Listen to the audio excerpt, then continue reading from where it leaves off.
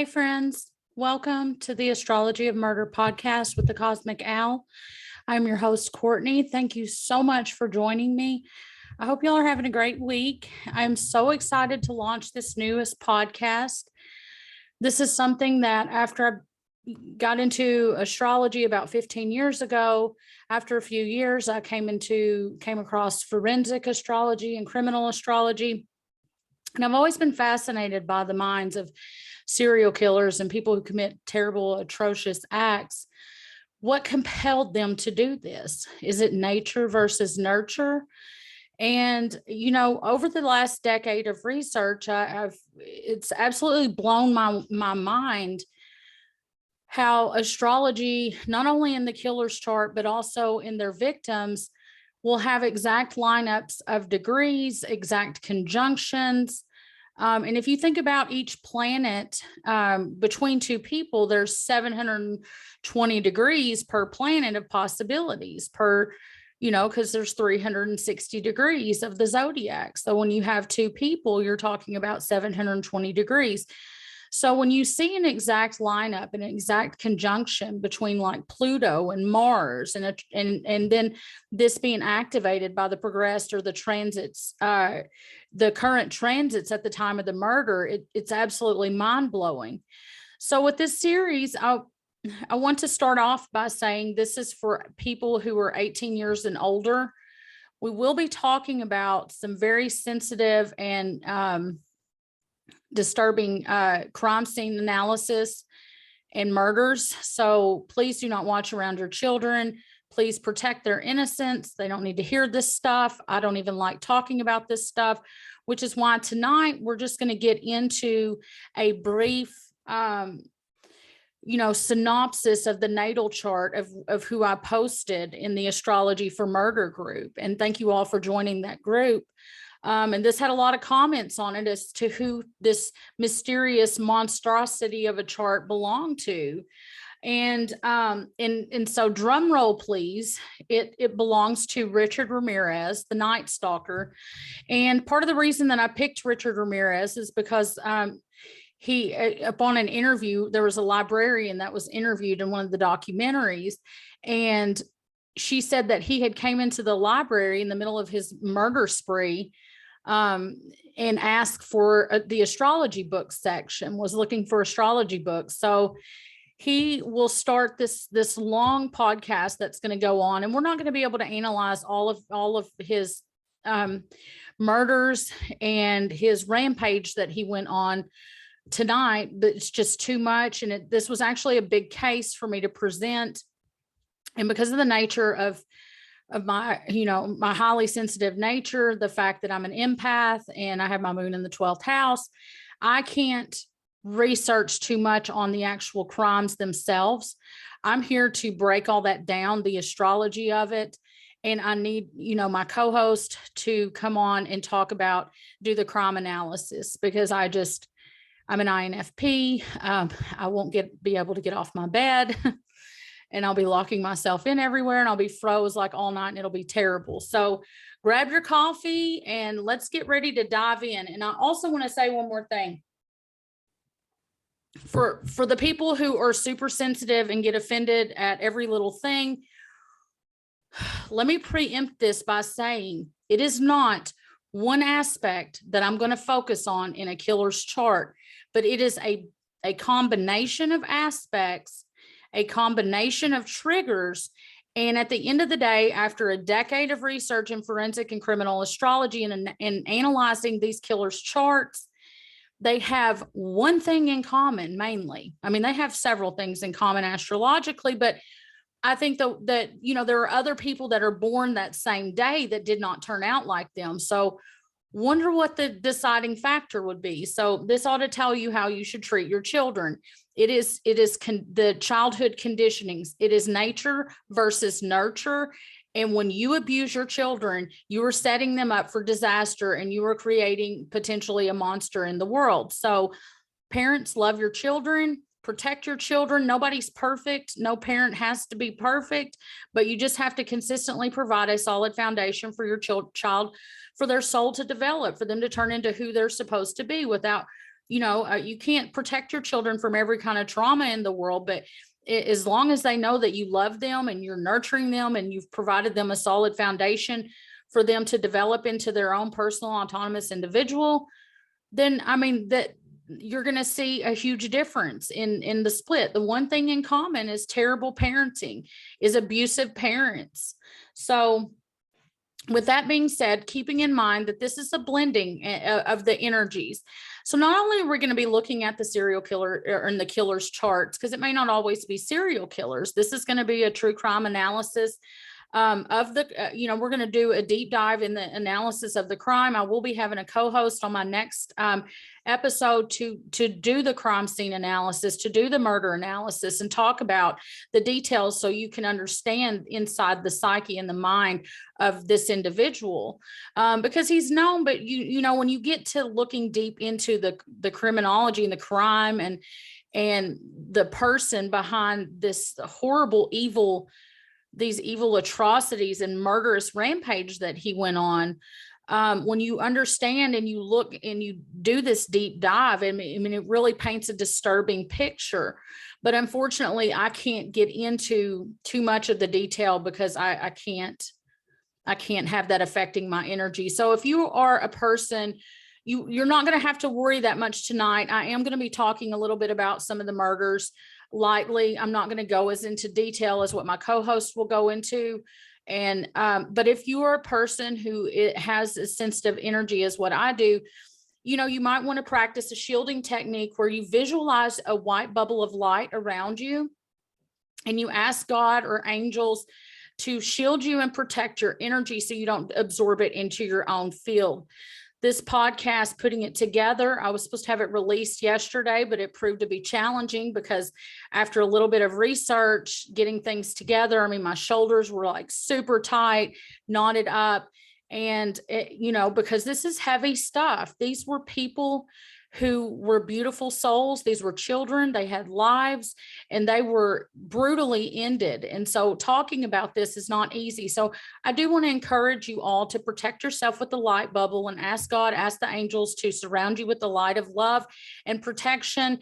And at the end of this, we're going to do a breathing meditation and we're going to release the negative energy from talking about this. And then we're going to breathe in the white light. So with that being said, let's get into a little synopsis of Richard Ramirez's chart. I think there was a person or two that did guess his chart correctly. So good job on that. But what I know about Richard Ramirez is his father was an alcoholic and he had a cousin that was a Vietnam vet who he idolized. And this cousin showed him pictures of women decapitated, brutally being raped from Vietnam. He was a rapist. And he also watched this cousin who he adored murder the cousin's wife, murder his own wife when Richard Ramirez or Little Richie was 12 years old. Now, he moved in with his sister and brother-in-law at a young age. And after that, and his brother-in-law happened to be a peeping Tom. He started using LSD at 14. He dropped out of high school in the 9th grade, and a psychiatrist is quoted as saying that he was a, quote, made psychopath and not a born psychopath. So in other words, he was a sociopath due to childhood conditionings, nature versus nurture, and he was not a natural born psychopath where the wiring in his brain and the prefrontal cortex was, he was just born that way. He almost died multiple times prior to being 6 years old due to head injuries. I think a swing had fallen on his head and give him a severe laceration, concussion. He was the youngest of 5 children of Mercedes and Julian Ramirez. He was born in El Paso, Texas. He went on a killing spree from 1984 to 1985, killing at least 13 people. Now, I tend to think that there were more than that they just have not been caught, because he was recently in the past decade, well, I think it was around 2009, linked to the murder of a 9-year-old. And there was also a second DNA of a person that was there. So we know that he killed with other people. The sheriff's department will not release the name of that suspect because the suspect that did this or the perpetrator was a juvenile, which I think is absolutely effing disgusting. I don't care if you're 5, 10, or 100. When you kill somebody, people need to know this, because you are putting other people in danger, because it's like getting that bloodlust that, like, when an animal bites somebody, you have to put them down because they will do it again. It makes it easier to do the next time. So that's very disgusting to me. Okay. He crept into houses in the wee hours of the night or the wee hours of the morning, where he raped and tortured his randomly selected victims. I wonder if going on this journey of this crime analysis, and I just want to also say, I don't know if I said this a while ago, but we're not only going to be looking, we're going to be looking deeply at the progress charts and the transit charts at the time of the murders. So this is not just going to be doing a deep dive into Richard Ramirez's natal chart. This is going to be doing a deep dive into the astrology of murder itself, from the murderer to the victim to that day, and where the planets were and how they're aspecting the victim and the murderer's chart. Now, the progress chart is a day for a year calculation. You use the ephemeris, and the ephemeris is what I call, nicknamed, the keeper of the stars. So it tells us where all the planets were at on every day of every year for the beginning of time, basically. And so when you cast a progress chart, you go however many years old you are, you go that many days in the ephemeris, and you cast a chart, same year that you were born, and it shows the evolution of you and where you're at currently.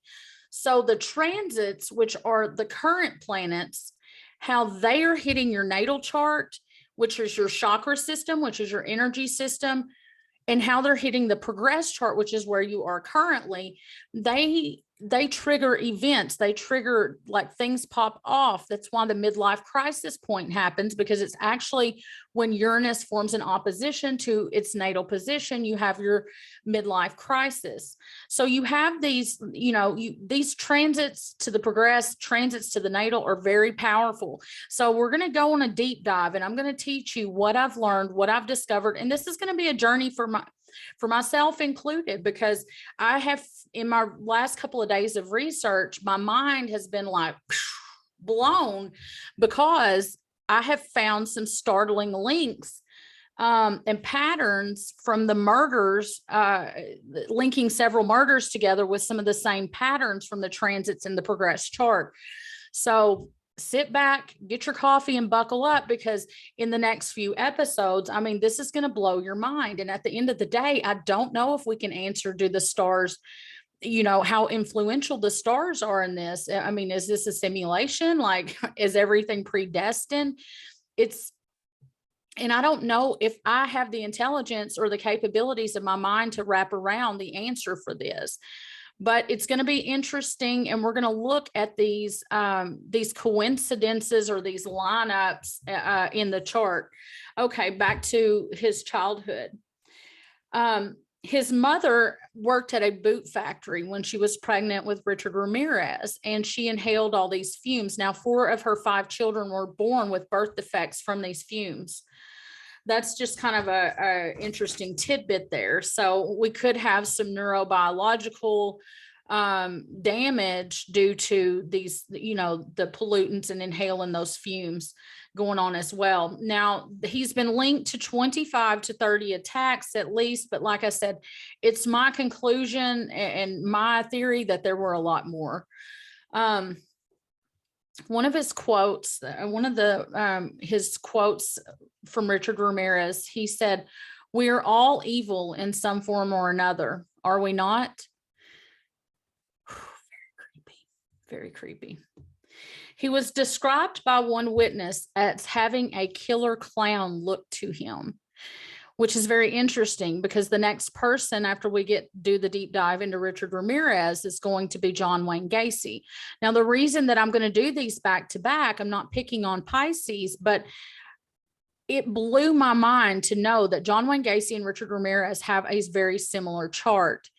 And both of them, I mean, when we get into the similarities, you're going to be like, WTF, like I was. So keeping in mind, this is a journey. I'm learning things. You're learning things. I'm just going to share with you what I see in the chart. I've been doing this for many years, and this is an area, this is one of my favorite pastimes, is to analyze forensic and criminal astrology. So, okay. He had no preference. Okay. He was basically he was just a spree killer, an opportunist killer. And he targeted men, women, children, boys, girls. He molested them both. He had no preference. And we're going to get into all that. He had no age preference. So he was a very random killer. Okay. So some of the things that stand out in his chart right out of the gate for me when I looked at his chart was that he has the 22nd degree of Sagittarius rising. Now, I do want to say and put a little note in there that a lot of this information that I'm going to be revealed to you can be found in CEO Carter's psychological encyclopedia of psychological astrology, and in a lot of the psychological astrology books. But so he had the 22nd degree of Sagittarius rising. Now, according to CEO Carter, the 22nd degree of a mutable sign is known as an insanity degree. Now, his 12th house, what I would call, he had 12th house rising, meaning he had the same sign on his 12th house cusp that he had on his ascendant. So basically, I mean, he walked in the realm of the 12th house. Now, the 12th house is a very psychic house. It is a paranormal house. It rules, it can rule prisons, hospitals, insanity, self-undoing. It also rules enlightenment, mystics. Not everybody born with 12th house rising is going to be a serial killer. I happen to have 12th house rising myself. You walk between the realm of the subconscious, of the unconscious. You see, you hear what people are not, you hear what's not being said over what's being said, which makes me, so good at keeping all the wheels in astrology in alignment, because it's a very mystical placing if you're tuning into the mystics. So, but this can make you prone, in my opinion, we're going to get into talking about possession. And when you have 12th house rising, you have to be taking the higher road, because you are prone to being, having attachments and things like that. So I do think Richard Ramirez was demonically possessed, if there are such things as demons. I know some of you are going to be like, oh, there's no such things as demons. You can't believe in the light if you don't believe in the dark. And I've had experiences with this. I've seen this in other people. And I do believe, after years of research and me not knowing how I felt about it, my research has proved that yes, you can be possessed by some malevolent force. And Richard Ramirez had several things in his chart that would make him prone. It's not just 12th house rising.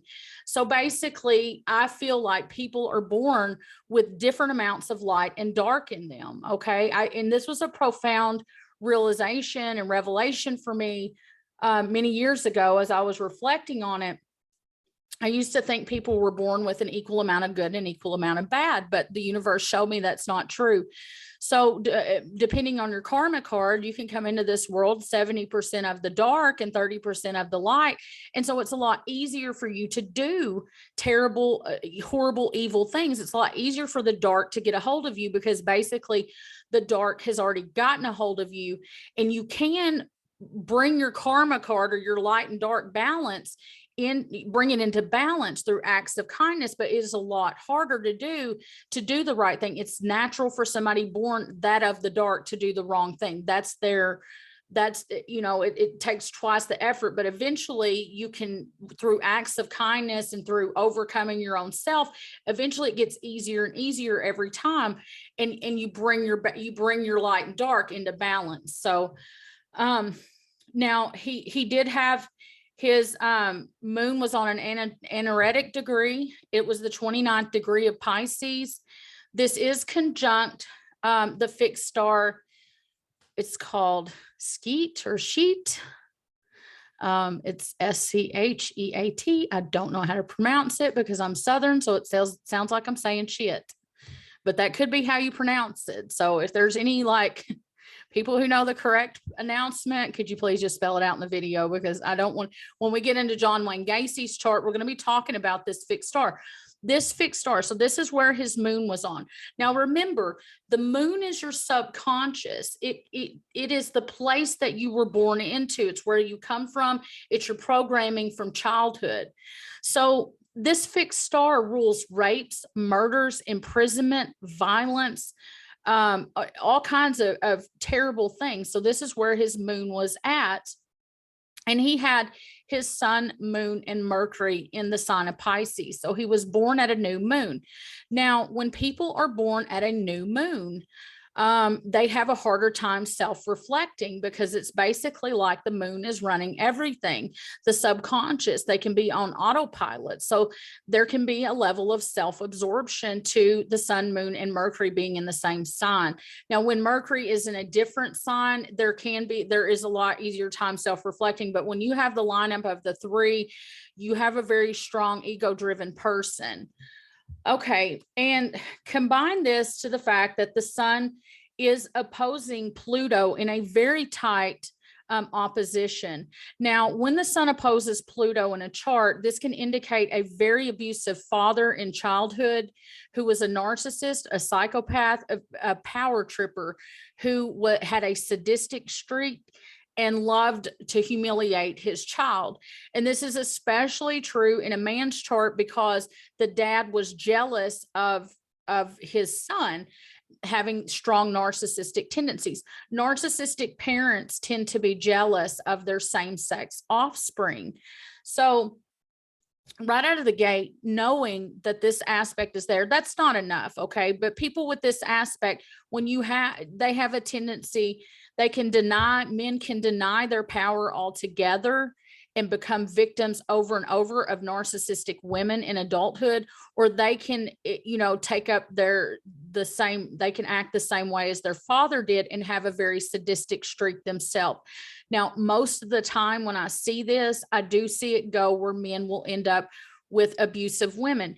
Women with this aspect tend to end up with abusive men. Now, there are some, it's more to end up with an abuser because of an abusive linked childhood than what it is for me to see as clients, for me to actually see power tripping clients.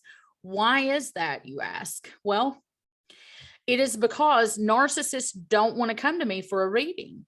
Narcissists don't want to know that I see in their charts, and they don't think that they need any help with anything. They don't want any advice because they know everything.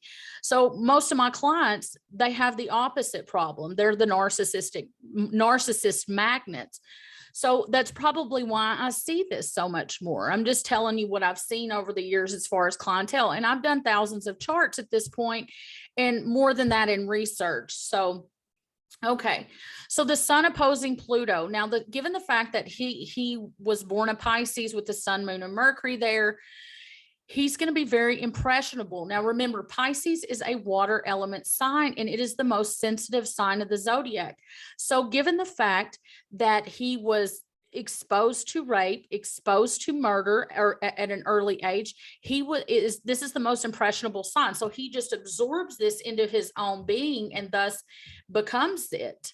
So his childhood really, his childhood upbringing and his evil family created a monster with Richard Ramirez. And it's very unfortunate, because he could have been a mystic in a sense. Okay, so Venus and Mars, so he was a sexual sadist as well. So what is a sexual sadist? So a sexual sadist is a person who cannot achieve sexual arousal or sexual orgasm without humiliating someone, without causing them extreme amounts of pain, without torturing someone. These are the worst of the worst killers. When sexual sadism is the driving force behind a killer, these are the worst of the worst monsters. It doesn't get any worse. So Venus and Mars are conjunct in Aquarius, and it's opposing Uranus. Now, Venus is intercepted in the second house Uranus is intercepted in the 8th because he has a duplicated chart and what would be called an intercepted chart. So when Venus and Mars are opposing Uranus, okay, this can create when they're conjunct, it creates a nymphomaniac placing where you have an insatiable, it doesn't matter what sign it's in, there's an insatiable appetite for sex that, and with the law of diminishing returns and the Aquarius energy needing more and more and more and more, that like, uncommon, sex, with this being opposed to Uranus with the sun in opposition, I mean, this can create and grow out of control really quickly. And so what you feed will grow and what you starve will die. So the more he gave into these, this type of sick deviance, the worst of it, the worse it, the more it developed, the worse type of, the sadism grew out of control until he was raping, torturing, murdering elderly people and children, boys, girls. It did not matter. That's what got him off sexually. That's what a sexual sadist is. And it's something that grows very quickly out of control. So that's why cops really want to try to catch a sexual sadist once they discover they have a serial killer, because they know, I mean, to think about what these victims go through, it just, I mean, it's unimaginable. Okay. All right. So one of the, another thing about his chart, I do want to say this. So Mars in opposition to Uranus is an explosive, violent temper, can have a tendency to have an explosive, violent temper. And when Mars is in Aquarius anyway, there can be a snapping factor. So you don't want to date, anyone that's a button pusher when you have Mars in Aquarius. And if you're dating someone with Mars in Aquarius, you don't want to sit there and push their buttons, because they cannot help but snap. This is explosive when Mars and Uranus are in opposition, and you're talking about in fixed signs. So it's like, unstoppable force meets immovable object when backed into a corner. So the fact that he wilded out with all of this, I mean, he would go into a murderous frenzy of violence, of evil. Okay, so he was born at 8 degrees Pisces. The moon was at 29 degrees Pisces, and Mercury was at 25 degrees Pisces. So there's a very tight conjunction between the moon, the subconscious, and Mercury. So you can see how his childhood really affected his thinking with this conjunction. Pisces is one of the most imaginative signs of the zodiac, if not the most imaginative, the most imaginative sign. So the fact that all of this evil was his programming that was just impressed upon him, that he absorbed into his being, it completely ruled his mind. And so when Mercury and the moon are together, the moon is ruling Mercury. The subconscious, the Mercury's on autopilot and the moon is running things. And so if you had a very malevolent and abusive upbringing, that's what's going to drive you. Okay, so his Venus is at 9 degrees in Aquarius, and this is a critical degree in astrology. So this intensifies the sexual desire and the sexual urge in him, this 9th degree of Aquarius. Mars is at 3 degrees Aquarius. Now, although Mars is not technically in a complete opposition because it's the fixed signs, in my opinion, astrologers tend to get too caught up in the degrees when you're talking about the sign to sign opposition. That is very powerful, especially when it's in a fixed sign. Now, Jupiter is on the aneteric degree at 29 degrees in Sagittarius. So the 29th degree is a critical degree because it's the final degree of the sign. It's the full culmination of the sign. Now, keeping in mind that Jupiter is expansive in nature, blows everything out of proportion. It's not, where it touches, when it rubs friction against something, it can blow things out of proportion. So he was in a very tight and exact square from the moon to Jupiter. And Jupiter, it is a spiritual planet, but when it's rubbing the moon the wrong way on the 29th degree and the degree of ending, it can exacerbate the childhood programming, the evil programming that he had. Another thing is, so we talked about the sun and Pluto being in opposition. There's a square from Venus to Neptune. And there is, in fixed signs, you're at 2 degrees Scorpio, and Venus is at 9 degrees, Aquarius.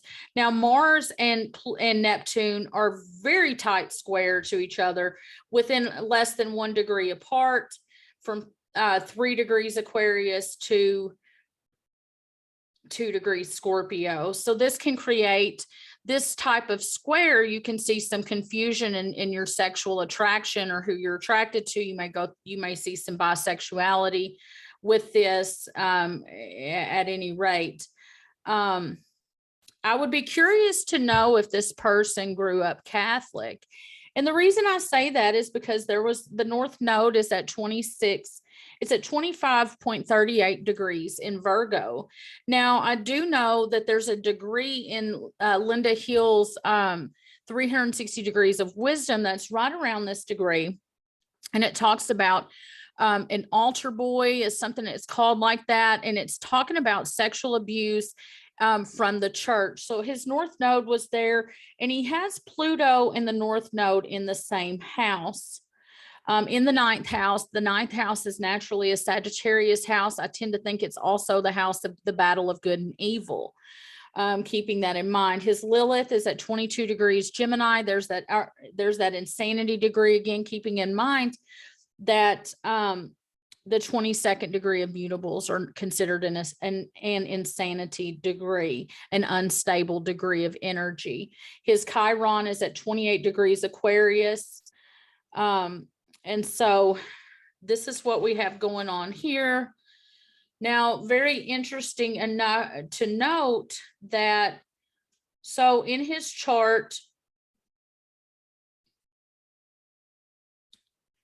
we have the double Sagittarius and the double Gemini placing, and there's Leo and Aquarius are intercepted in the 2nd and 8th house. His 8th house cusp is on the 26th degree of Cancer, which is a critical degree. His 5th house cusp is conjunct a very malevolent fixed star, Malefic. And his 2nd house is also a critical degree. The 26th degree of cardinal signs are critical degrees. So this is what we've got going on here with the natal chart.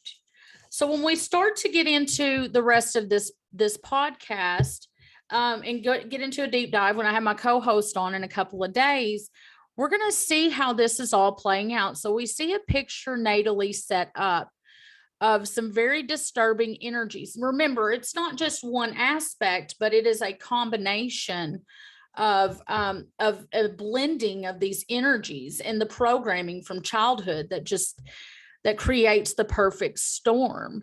And so now in the next episodes, we're going to see this storm play out with the transits, with the progress chart, and through the victim's chart. Thank you so much. I hope you enjoyed the video, and I hope I gave you something to chew on about his chart. And I look forward to breaking the astrology of murder down for you. And I welcome any of your insights and any of your takes on this. We'll be doing a little bit more of a deep dive into the aspects in his chart as well. But to sum it up, the main themes that I see that are very disturbing is the 12th house rising with the 22nd degree of Sagittarius ruling his ascendant. And also, he's got his moon on the 29th degree of Pisces conjunct that fixed star that I don't want to have to pronounce again. It's Shiat. It sounds like I'm trying to say shit, but anyway, the sun's opposing Pluto. He was a sexual sadist. Venus and Mars are conjunct in Aquarius, opposing Uranus from the intercepted 2nd and 8th. And one more interesting thing, so there was a lot of footprints that were left at the crime scenes that the cops had access to, and keeping in mind that Pisces rules the feet. So a lot of Pisces energy, a lot of footprints. So with that, I hope let's take a second to Take a deep breath and let's close our eyes. And I want you to breathe out the darkness of hearing about some of these crimes because I barely scratched the surface. I just wanted to give you an introduction to the chart that we're going to be doing in the next few episodes. So let's breathe in, take a deep breath, and then exhale naturally, just like let it all out, the darkness of hearing about these crimes, so that don't infect and don't creep into your energy. Now take another deep breath and breathe in white light. Hold it. And then exhale slowly, white light. And I hope you all have a wonderful night and a wonderful week, and I will see you later. Bye.